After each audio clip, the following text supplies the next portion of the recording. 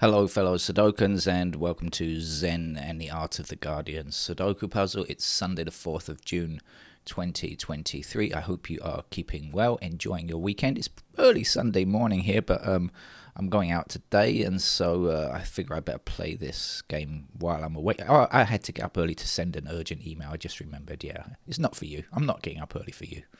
I had something else to do. That's done now. And I should be playing the Observer Sudoku in a moment. I have no idea of the level, but you should, because hopefully I will have posted in the thumbnail my calling of whatever level this game is. But at this stage, I have no idea. What's going on in the Observer today? This is the Observer puzzle. Did I say the Guardian? I'm not sure. Anyway, this is the Observer puzzle. It's Sunday, of course. What's in the Observer today? An interesting article, headline: "The Billionaires Have Won." That's bound to attract my attention. It's an article from pub licensee complaining about rich owners of properties that are licensed pubs and that have insisted on extending their leases or making them pay back the rents, the kind of reduced rents that they got during COVID, and the fact that these people are Tory donors and blah, blah, blah. Traditional pub life, I guess, has changed a lot and is constantly changing. I mean, people use the word traditions.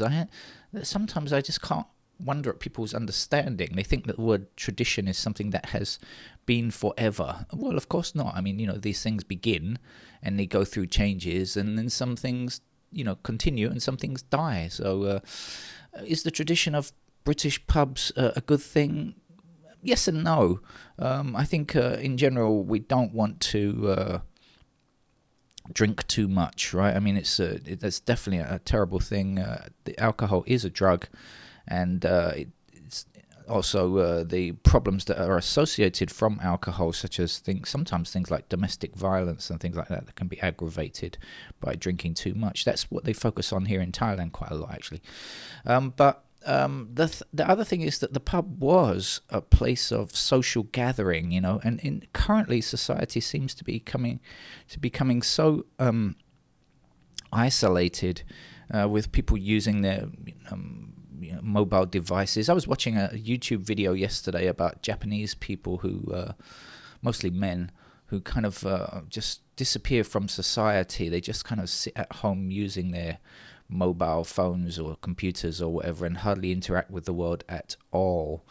So pubs do have some kind of socializing influence, which is a good thing, I think. We need to be human, right? And of course there's this aspect of when you are meeting people and talking to people, you're not writing insane things about them on Twitter. The world has become a very hateful place, partly because of this more isolation, I think, isolationism maybe. So if we could get back to having more social gatherings and things like that, then things might improve a bit. I'm not saying they'll be perfect. Nothing will ever be perfect, but they might improve a bit. Anyway, good luck to the licensees fighting their corner. Let's get on with the game of Sudoku now, because I have no idea if this is going to turn out to be a beginner level game or a head-scratching conundrum. At this stage, I should explain the rules of Sudoku, because if it turns out to be a beginner's game, that might attract some beginners to the game, and that's actually really what I'd like to do on this channel, is attract more people to play. I'm not an expert, but I can play these games in the newspapers, and so it's really trying to get people to come along and play Sudoku for themselves. If you're a person that's just kind of watched the videos and haven't dipped their toe in yet, I did see a comment from somebody similar to that recently. Yeah, go for it. Try the games. Nothing bad happens when you fail, right? You can just start again, or you can just give it up. Nothing terrible happens, I promise you. You won't be addicted. Well, some people could be addicted if they have the addiction gene, I suppose. I'm definitely not addicted. I play several games a day on this channel, but I'm definitely not addicted to the thing. Right, let's see. We have 9 squares across in every single row. Oh, look, here's a blank row. When I say blank, I mean, look, there are no digits placed already. But in this row here, we have 5 digits placed already, 8, 1, 7, 4, and 5. And so we're looking for the other 4 numbers. Now, this doesn't involve mathematics in any way. It's purely a game of logic, nothing else. What's the object of the game? Well, the object of the game, as you might have guessed, is to fit numbers into the squares. I think you could probably guess that even if you've never seen the game before. And how do we go about this? Well, we use logic. Now you'll see also in each column that there are 9 squares, and then you can see in these small grids that are segmented by a black line, or black lines I should say. We also have 9 squares, and the object of the game is to fill up every single square with a digit between 1 and 9. Getting the idea? Okay, so then you're wondering, well, how do we go about doing such a thing? And as I say, we use logic. So let me show you how to begin this particular game. We have a 1 blocking across here. What do I mean when I say blocking across? I mean it cannot reappear in this row because there are only 9 squares. We only have enough room to fit one digit per row, per column, or per block. So 1 cannot reappear in any of these squares, or indeed back that way, because we've already got it here. Now we've got a 1 in this row as well, so that blocks across there, forbidding any other 1 to appear in this row. And then we have a 1 down from the top here, and look at this block here. Now we've got 3 and 9 already placed in these squares. So I guess you can see, hopefully you can see, there is only one space where we can fit the 1. It must squeeze in there because it can't possibly go anywhere else. That's the logic that we need. And so we shall go around the board finding similar things. Let me show you this 5 blocking across here and across here and down here. Do you see? Okay, forbidden from this row, forbidden from this row, and forbidden from this column. We've got a 3 here already. There's 1 empty square. We know that the 5 must fit there. And that's how we play the game. Alright, so all we have to do now is head around the board looking for similar things. We've got 2s blocking across like this, so we're sure that a 2 must fit in that square there.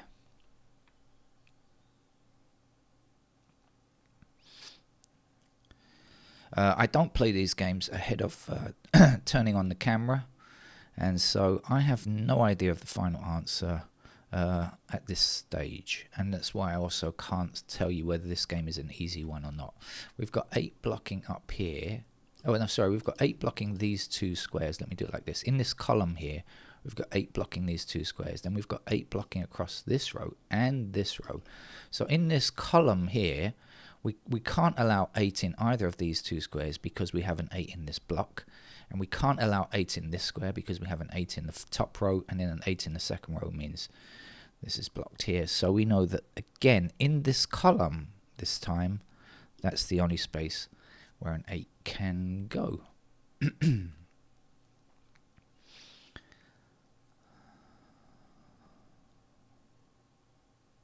Okay, since the 8s are highlighted, it's slightly easier to see. If you're playing on a computer, that makes it easier to see, but I recommend playing with a pencil and paper if you are a beginner and trying the easy level games. That's a good way to start learning the game, I think. We have 8s across here and across here. Let's go and put an 8 here. Because I play so many of these games, I think it's cruel to the planet for me to print them out and play them. I did, when I first started the channel, I was printing them out and playing them on the desk, but I stopped doing that because I figure I'm playing too many games and destroying too many trees. What am I doing here? Okay, look, in this row across the middle here, there are 4 empty squares, but we have 8s affecting 3 of them. There's an 8 going up this column, 8 up this column, and an 8 down here. And so that means that this square here has to be an 8.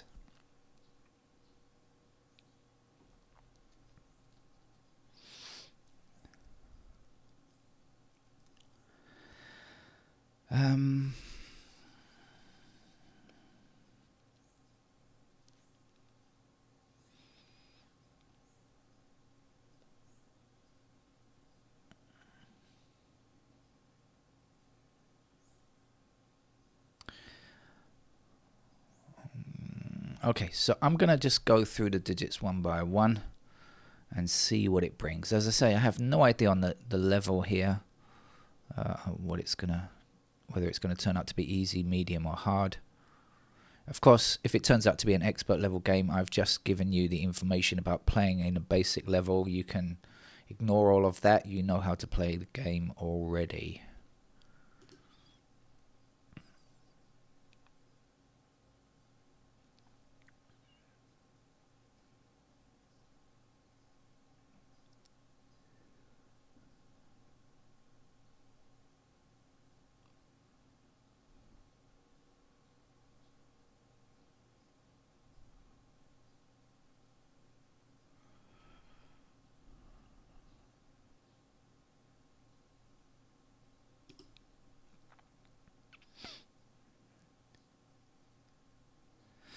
Okay, so now I hope if this if this is a beginner level game and you're new to the game, this might be a bit confusing, but I will try to explain as best I can.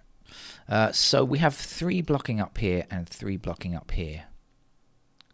So what do we know? In this row here, 3 has to appear in either this square or this square, right? Because it's blocked from these 2 squares, but we need a 3 across this row. So 3 will either be here or here, because it's not allowed in this square or this square. Okay? Now when we look down here, we see the 3 blocking across. And so what do we know down here? We know that the 3 is either here or here. Let's get rid of those. Okay? So we have 3s like this. Now if you have 3 limited to this, you see these 3 blocks connected together, we refer to this as a chute. So if you can see a 3 in the left column of this chute and a 3 in the right column of this chute, we know that the 3 can only appear in the middle column of this middle block here. This 3 blocks connected together, this chute.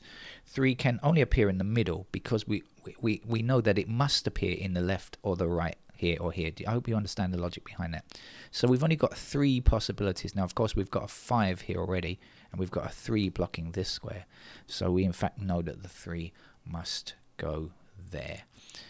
So that's a little bit more technical if you are brand new to the game. If you've played it before, you will understand that, of course. Let's just keep going along, shall we, and see if I can find anything else.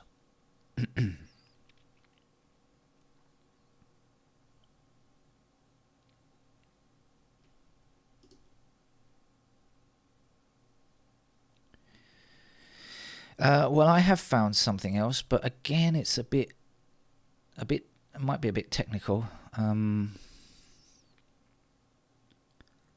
me see if it's worth it. Hold on, I'll just work out what's going to happen when I show you this, because yeah, okay, so I can show you this. Okay, so you see the 5, so we have 5 blocking down here and 5 blocking down here, so 5 is going to appear in one of these squares. Okay, remember that, keep that in mind. Now we have the 4 blocking down here, we have 4 across here, so 4 is in one of these 2 squares, right? 4 will have to be either here or here. So let's consider 4 blocking down here, and 4, whether it appears here or here, will block down here. So we have 4 in these 2 squares, and we just said we have 5. So these 2 squares can only contain 4 or 5. They can't contain anything else. Okay? So let's see what we have in this block already. In this column, rather. We have 1, 2, 3, 4, 5, right, in these 2 squares. We don't have a 6. We've got 7, we've got 8. So it means that these 2 squares can only contain 6 and 9, because that's what we need to complete the column here, right? Now we've got a 6 blocking across here, so we can say the 6 must be there and the 9 must be there.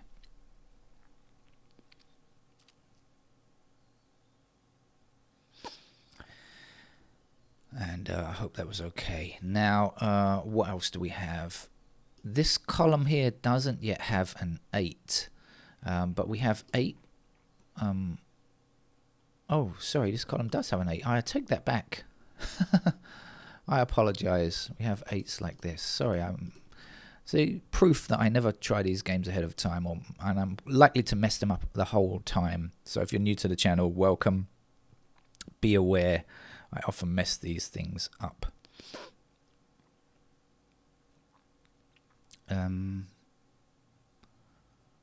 That's silly of me. Okay, let's start again with go through and count through and see if I can find anything else. No, nothing new with the ones. Let's see. How about the twos?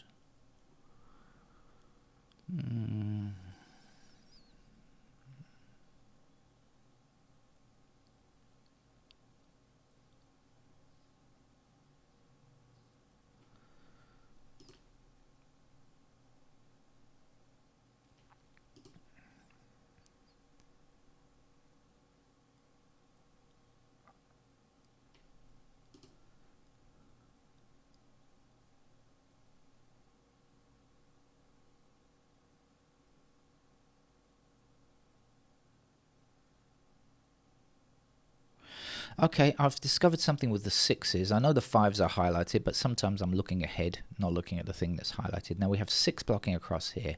What does it mean? It means 6 is either in this square or this square here, one of those, but either way that's going to block back in this direction. We have 6 blocking across here, and we have 6 blocking down from up here, so that means that this square here must contain a 6.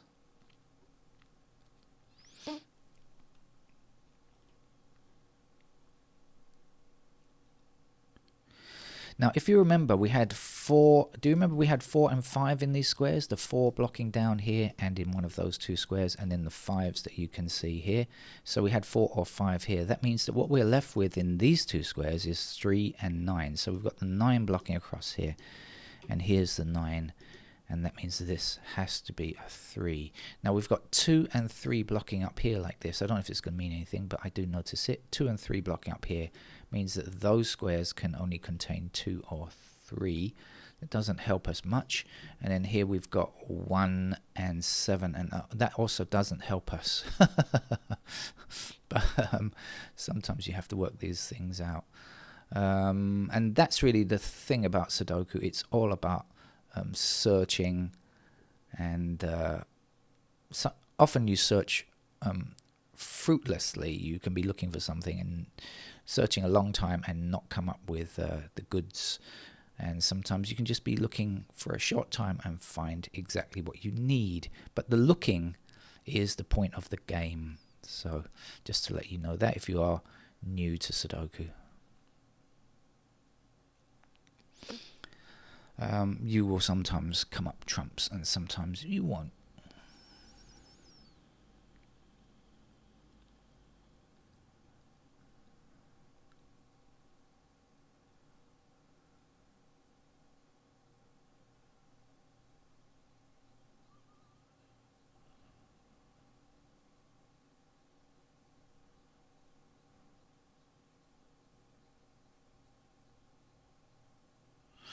Okay, I was looking at something there. I thought I might have found something, but it didn't turn out to be. Any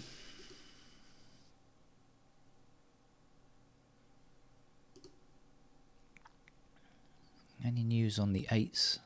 Yeah, nope, nothing's changed there. Okay, so now in this row across here, by the way, I have no idea what level this game is because I'm using like slightly more difficult than absolute beginner level, so I can't tell how difficult it is because there could be some very simple solution. I just don't know. But anyway, we've got we're blocking across here like this, so we have 9 blocking this square and 9 blocking this square, so that's going to be a 9.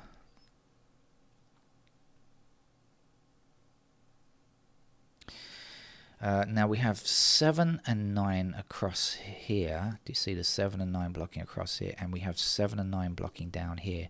So it means that I know that these 2 squares must contain 7 and 9 only. Okay, these squares are 7 and 9 only. That means if these squares are 7 and 9, these squares have to be 4 and 5, right, to complete the row. We've got 1, 2, 3.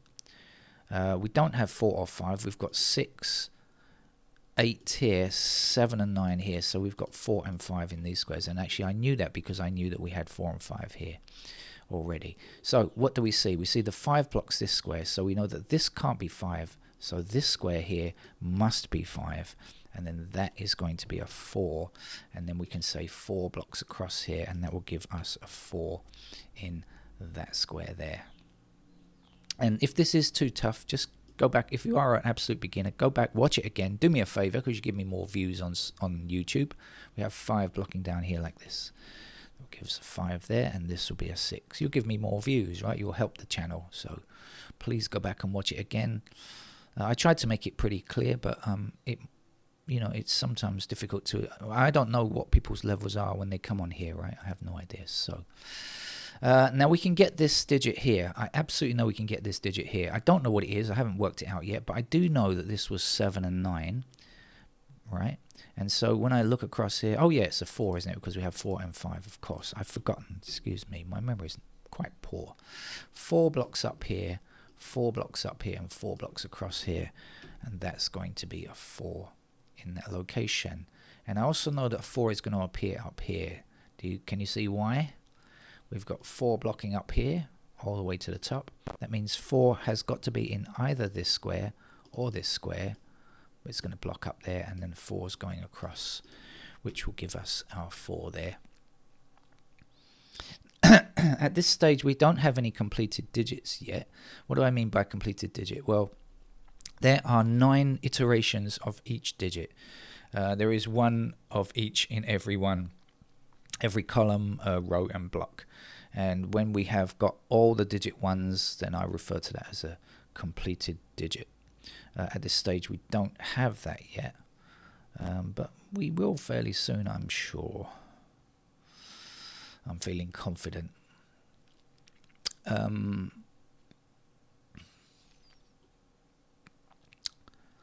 So let's see, anything new?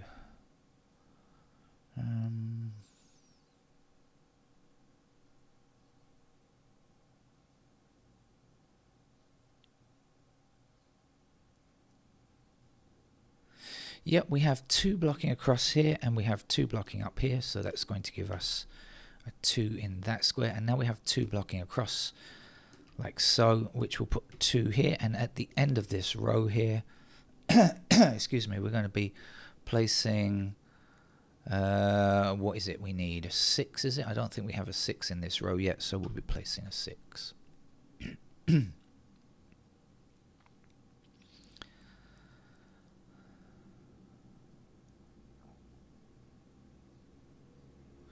Now we have the 8 blocking down here, so we can get our 8 here. And we are about to get our first completed digit, 8 across here and 8 up here. And this is the final digit 8. So now we have an 8 in each of our small grids. There are no more 8s to find in this particular Sudoku puzzle. Let's continue along. 7 blocks across here, that gives me a 7 in this square. 7 blocks down here and 7 blocks across here as well. That's going to place the 7 in that square there.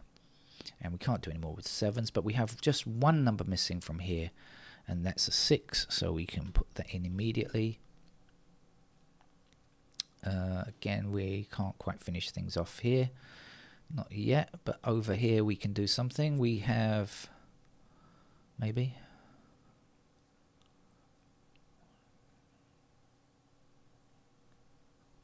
yeah, we have our 9 blocking up here, and that's going to give us a 9 in that square. Then the 9 blocks across here like this and up here, which puts a 9 into that square there.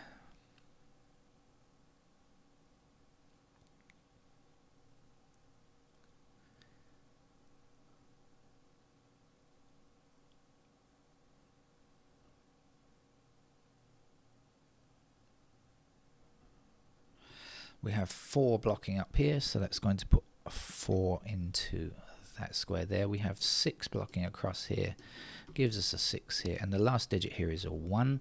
That 1 will block all the way across here, giving us a 1 here. And then to finish here we need a 4, and that's the final digit 4. We now have 4 everywhere in the grid. You'll see there's 1 empty square here, and that's just enough room to fit a 9, so let's place the 9 there. But we can't finish off the 9s just yet. We have a 5 blocking this square here, But we need a 5 in this column, and this is the only other empty square, so we know that the 5 must go there. And then we can take the 5 back up again, and up here, and across here, which is going to give us 5 in that square. 5 across here, 5 up here, and 5 up here means that that is a 5, and that is the final 5. So we've now finished 4, 5, and 8. This will be a 3. We have 3 blocking up here and up here like this. I don't know how to call this game. I just don't know the level of it. But maybe it's a medium level game. I just don't know. I've not used the easy techniques, so I'm just gonna. I don't know what to call it really. Maybe I'll call it a learning game because I've tried to explain in more detail than I usually do. So let's just call it a learner's game. I won't give it a level. 9 across like this. So at the beginning of this video I said you would know the level. Well, it's learner's level, whatever that is. I've decided on a new moniker, new classification. It's a new phylum. It's a new phylum for Sudoku. Okay. This will be a 2. And what are we left with over here? There's 1 empty square for this, which will be filled by a 7. And then we have 7 blocking across here and 7 up here like this. So there's a 7, and to fit in here will be a 1. 1 blocks across here, that gives us a 1 here. This will be a 2. 2 blocks back in this direction, giving us a 2 here. We just need a 3 here and the 3 blocks across. That gives us a 3 up there. And to finish today's learner level, a 6 will do it. So I hope you, if you are a beginner, and hope that was encouraging, or maybe somebody who's played a couple of games before, you maybe learnt something you hadn't seen before. I hope so. Anyway, that's it. Join me for trickier Sudoku than this later in the day. Bye-bye.